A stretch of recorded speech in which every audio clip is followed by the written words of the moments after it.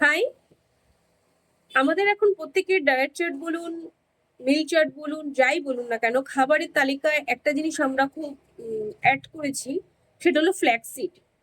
Flaxseed আমাদের খাওয়া উচিত নাকি ফ্ল্যাক্সিড অয়েল খাওয়া উচিত, সেটার সম্পর্কে একটু ইনফরমেশন নিয়ে যদি ইন্টাক্ট করেন খুব ভালো হয়।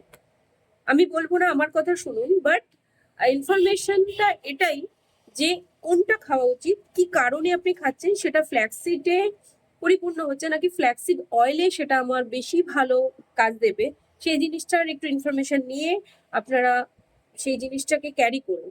বাচ্চাদের ক্ষেত্রে মোস্ট অফলি ফ্ল্যাক্সিডই ঠিক আছে, বাট 18 বছরের পর থেকে যারা ফ্ল্যাক্সিড খাচ্ছেন, যে কারণে খাচ্ছেন, কনস্টিপেশন হোক, ওভার ওয়েটিং হোক, হরমোনাল বলুন, যেই কারণেই খাচ্ছেন কেন, কতটা মিলিগ্রাম খাওয়া উচিত আর কতটা মিলিগ্রাম অয়েল হলে আমার বেশি ভালো হবে, সেই ফর্মটা একটুখানি জেনে নিন। জেনে আপনারা খান, তাহলে কি হবে, যেই সময়টা ওর পেছনে দিচ্ছেন সেটা খুব ভালো ফল দেবে। Thank you so much.